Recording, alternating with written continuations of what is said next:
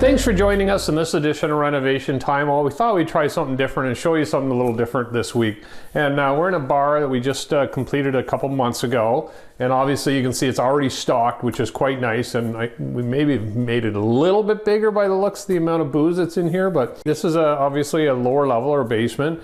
And just wanted an area to sit and relax and entertain.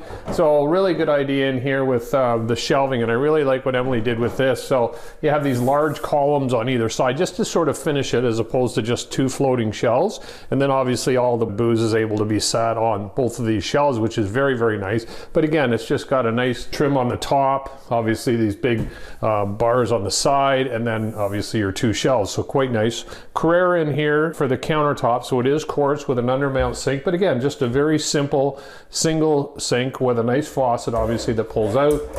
And what we did in behind here is the stairs come down. So there's a little pump in there that pumps it up into the drain. So it was very simple and easy to actual access. The only thing is we had to put a plug there. But again, we had access to an outlet, so it worked out really well for that as well.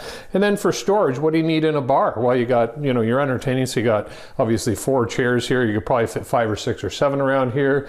You're serving obviously. So you got lots of cabinet doors here. So you got actually 3 banks of doors, which is very nice.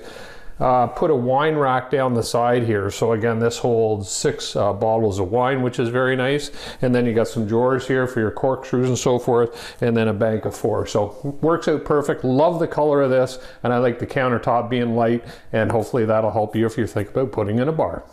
Renovation Time is brought to you by Andon Kitchen and Bath Center. Visit their showroom at 1985 Lansdowne Street West, just west of Braley Drive.